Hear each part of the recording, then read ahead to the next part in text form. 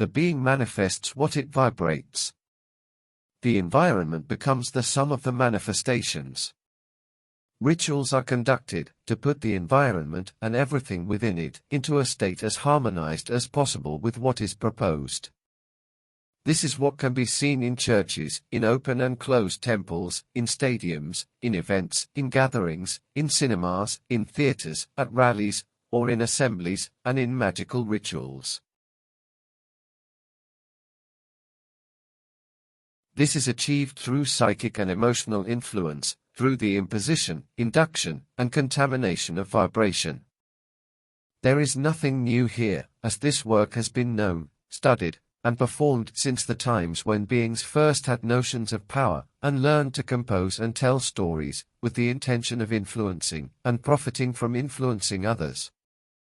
However, it is possible to classify this into voluntary and involuntary movements, the involuntary movement being that which is spontaneously triggered by seemingly spontaneous perceptions. Voluntary movement, on the other hand, is intentionally provoked, that is, through the use of mechanisms that create a desired state in the being, which then spreads to others, eventually contaminating the entire environment. The impregnated being will carry this state in memory and, through later stimuli, will repeat it. This ability to put beings in various states is still widely studied and used according to various interests, all selfish.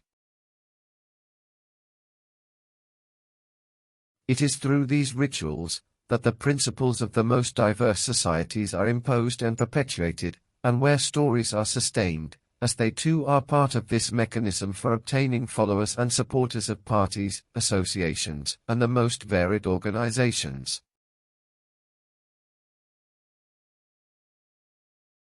A simple self-examination shows how much the emotional state is used to give credibility to the imponderable, the debatable, the improbable, and even the impossible.